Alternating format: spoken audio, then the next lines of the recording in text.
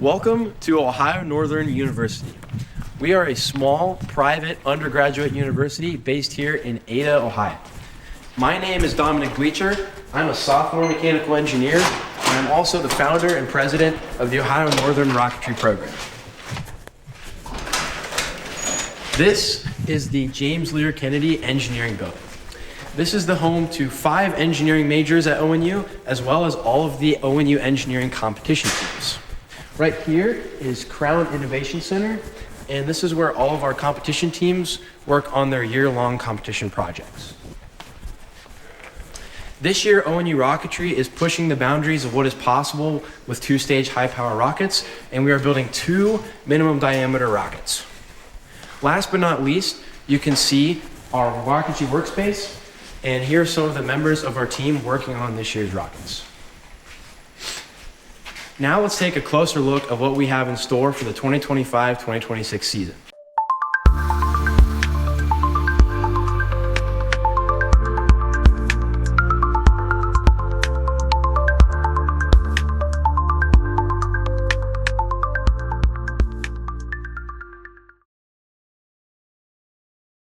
Hi, my name is Mason, and I'm a freshman mechanical engineering student here at ONU. This year we are flying 2 rockets, both minimum diameter, a backup and a main.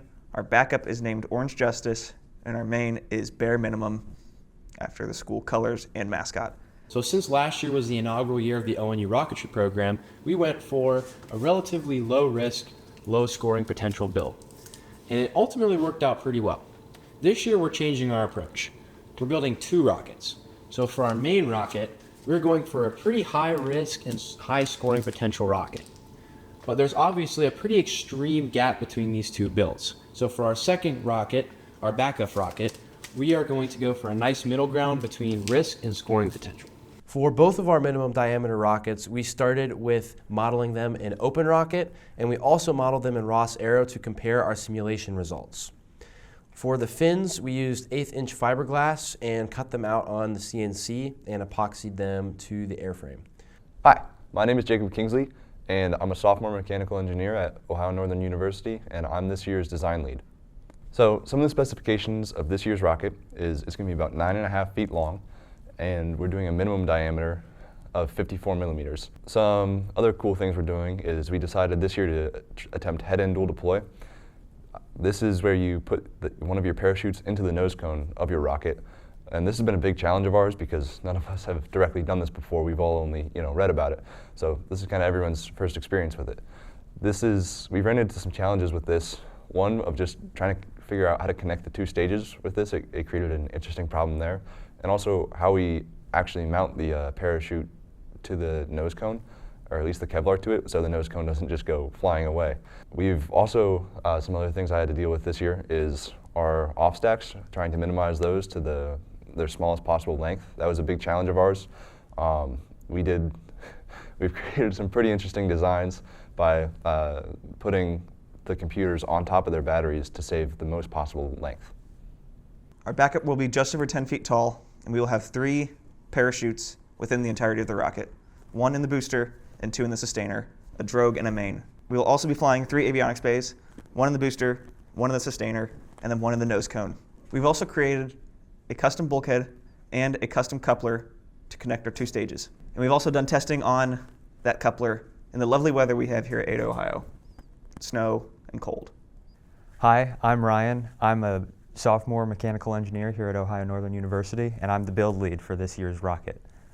With a minimum diameter rocket, we couldn't use fin tabs this year, which meant we had to use 5-minute epoxy to quickly tack our fins onto the outside of the airframe and then apply our fillets after they dried.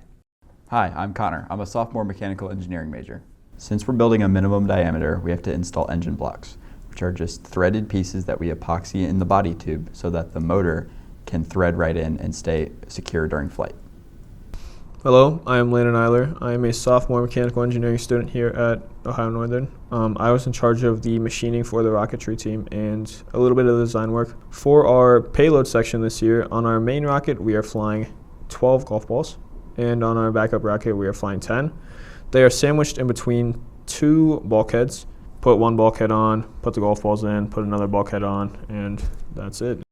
So some things we learned from last year is that, one, there's a lot of stuff. But the most important by far is we need to find the rocket. Last year we lost all connection with it.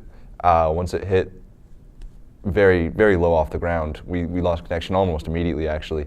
So this year we have determined that part of the issue is how we were operating our ground stations, but just to be safe, we've also put in significantly more computers and for tracking in our rocket. Some other design updates we did is last year we realized that our charge wells, we had them out of aluminum and they were far too bulky and adding way too much weight. We realized that aluminum, specifically in that shape, is so strong we really don't need to be using or losing so much weight to it. We've also done a lot with just epoxying. We put down significantly too much epoxy last year and it added on far more weight than our initial estimate. So this year we also focused on what the optimal amount of epoxy is and how much you actually need for it to be sustainable. Hi, my name is Parker West. I'm a sophomore computer engineer here at ONU, and my main role is the avionics lead. Because the goal of the backup this year is just to succeed, we'll be using a lot of redundant computers for this configuration. So for the booster of the backup, we'll be using a Fluctus and a Telemega, and we'll be including a RepRix tracker to actually find it. And then in the sustainer, we'll also be using a Fluctus and Telemega alongside another additional RepRix and a featherweight GPS tracker. So for the main build, as we're prioritizing weight, we've eliminated some of the redundant computers. So for the booster, we have a Telemega alongside an Easy Mini, which is a fail-safe in case our shoot deployment does not go as planned. And we'll also be including a RepRix tracker alongside the shot cord.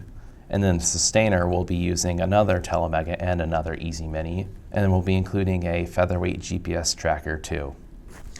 Staging is the most important part.